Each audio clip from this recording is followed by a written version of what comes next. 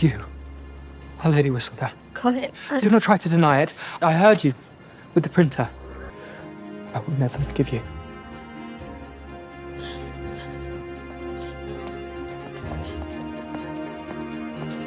I had been trying to make her tell you. You should have told me yourself. And you should have told me you were in love with my best friend before you tripped into the drawing room engaged. Hey guys, welcome back to Patten Time. Again, we are joined with the girls, as we are the Bridgerton girls. And we are on episode 3 of part 2, which is episode 7, second to last, so nearly there. If you have been liking our journey and our thoughts on Bridgerton part 2, make sure you like, comment and subscribe. Have a conversation with us and, you know, talk about the show anyway, how you think it's going with part 2. And definitely check out episode 1 and 2 of part 2. See what we have said about it and our thoughts, and if you agree with some of the points anyway. But yep, let's get into the third. Let's get into the third episode. Mm-hmm. Title was Joining of Hands. Anyway, because it's just joining of hands. So bit more of again, more of the Whistledown drama. I think that this is where it now picks up, because now Colin knows she's Whistledown. Yeah. So we saw a little bit of Colin confronting Eloise. Not really confronting, but asking her if she knew. Yeah. Like, did you know it was her? Yeah. So, obviously, Eloise basically says that that she did, and she found out, but she's been wanting to tell him. And she's been... went their separate ways. And she's been trying to get Penelope to tell you, which is true. The only thing about that conversation that I didn't like is that Eloise and even Colin, all they could say about Whistledown or Penelope was what she wrote about Colin, but not about what she wrote about Eloise. That was very confusing for me, because Eloise was like saying, no, it was Colin obviously saying, you know, everything she wrote about our family. And I think that's when he said about Marina, everything she wrote about him, what she wrote about him at the beginning of the season.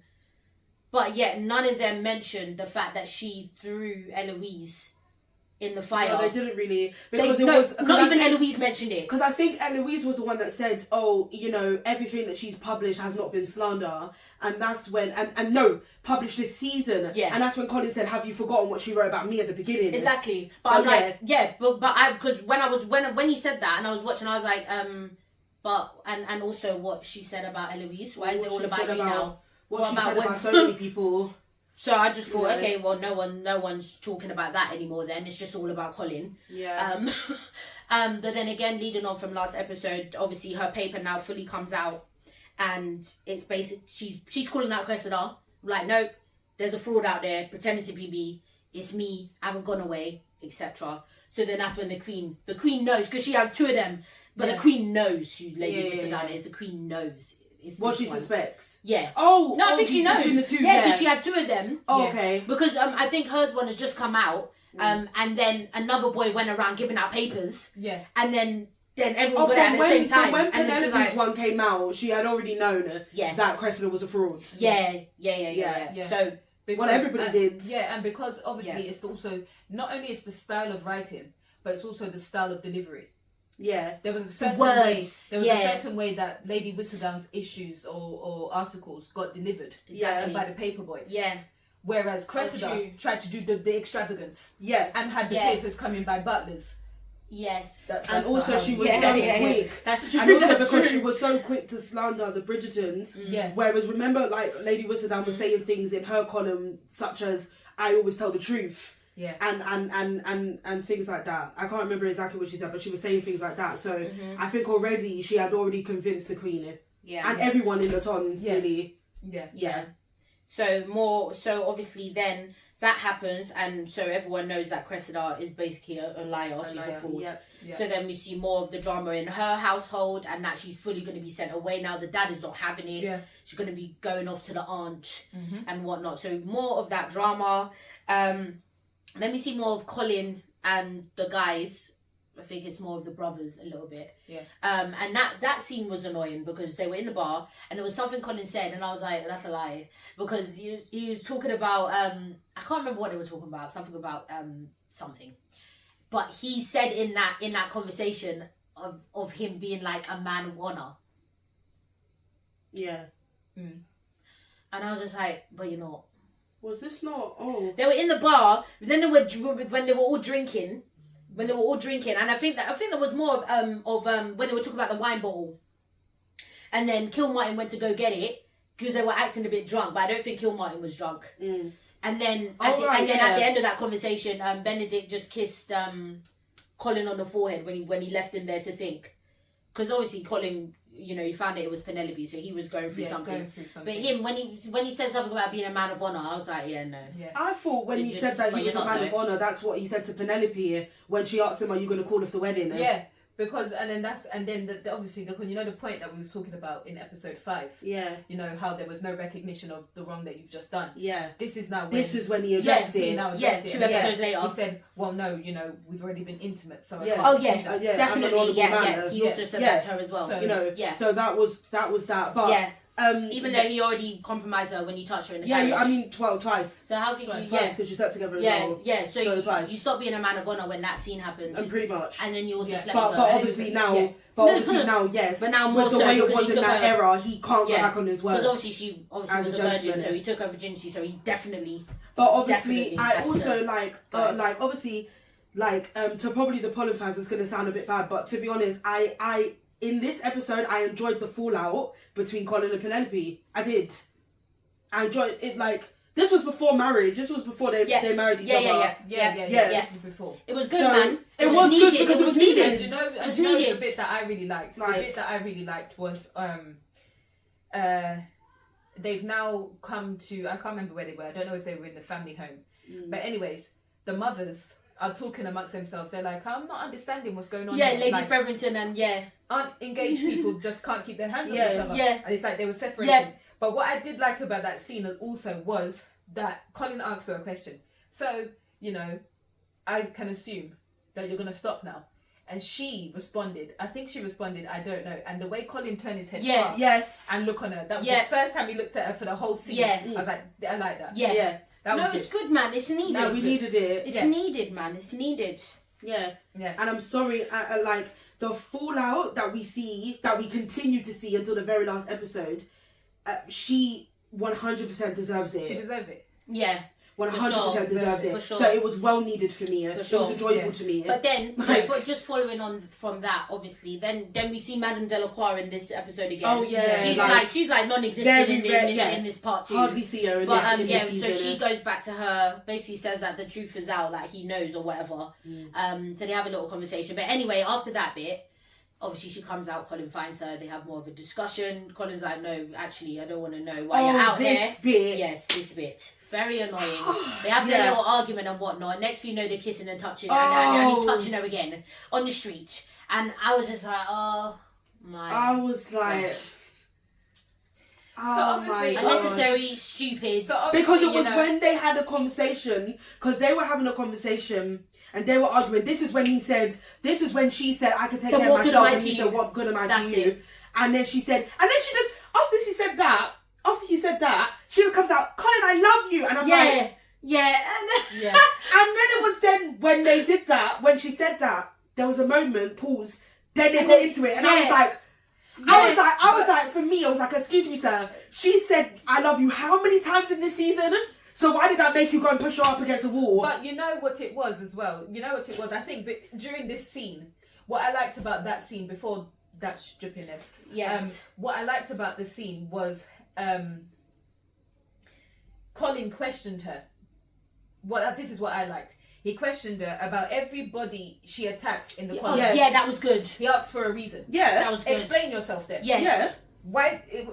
What was the purpose of you writing about your family? My family. Mm-hmm. What was the purpose? And then she gave an answer. Yeah. But she had an answer for everything. But she had an answer for everything. She had an answer for everything. But to be honest, I enjoyed his questions and I enjoyed her responses. No, yeah, it was good. I enjoyed her responses because at least you have a reason.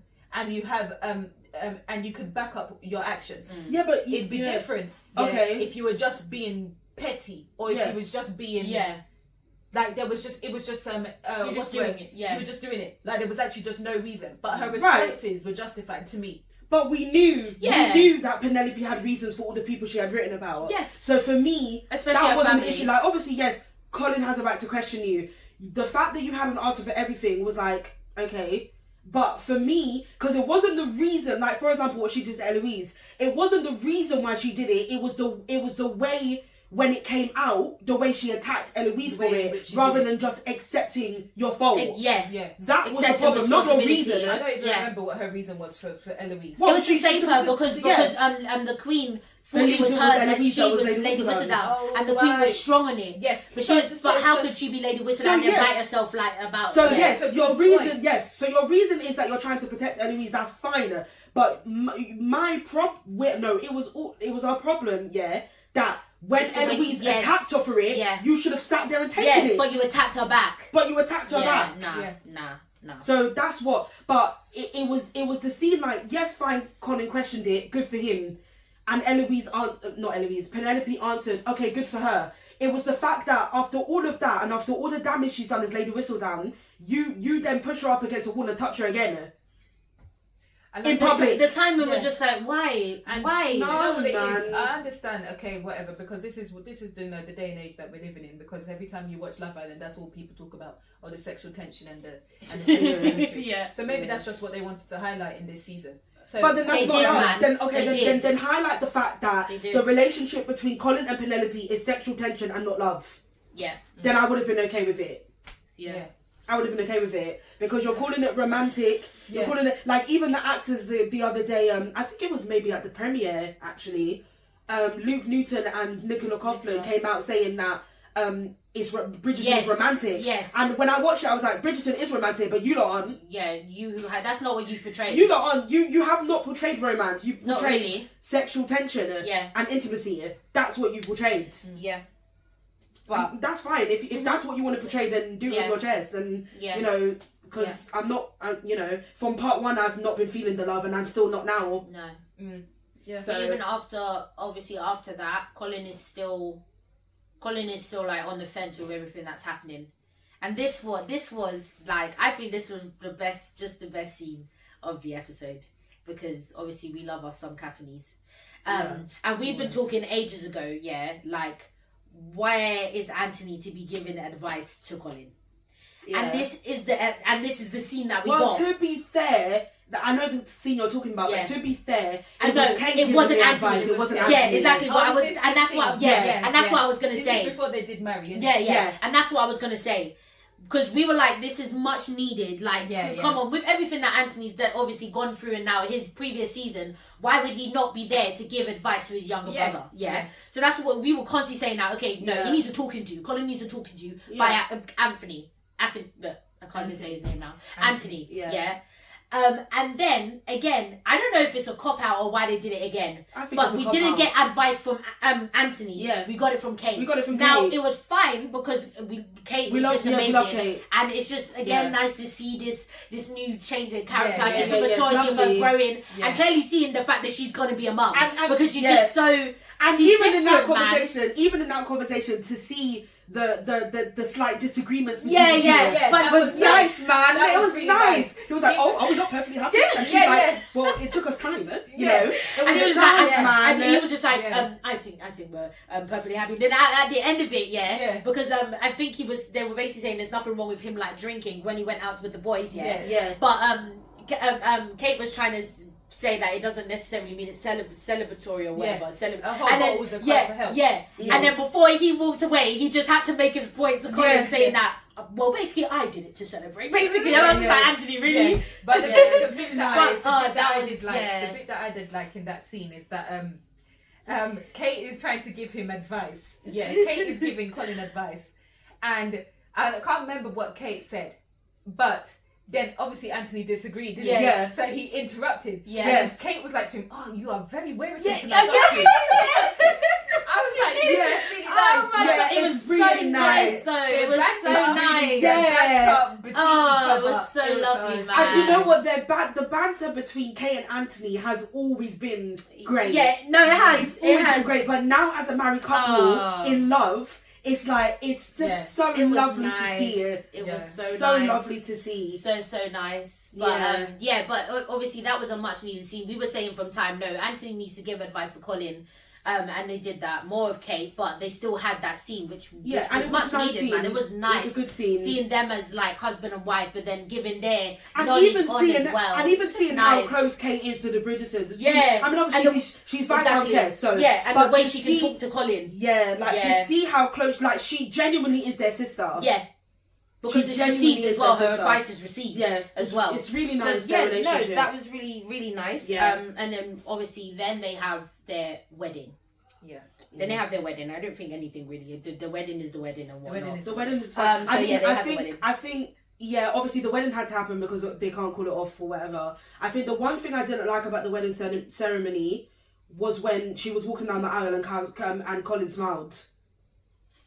Well, he has to put on an act. Because for me, it was like, okay, fine, you have to put on an act, but it was like... Well, obviously, if they're still portraying that he loves her, he's still... But he does, though. Yeah, exactly. So that's what I'm saying. So he wants to still marry her, even though, you know... Yeah, the Lady Whistledown thing just... Yeah, it threw him off, but that's why his head was so scrambled and he was drinking how many holy bottles. Loves her. That's why... exactly. Because he loves her. And that's what he said to Eloise, like, it's a good thing you haven't been in love and that you don't have to go through all of this. Yeah. Because even though he knows something as big as that, because he loves her as well, it's hard to...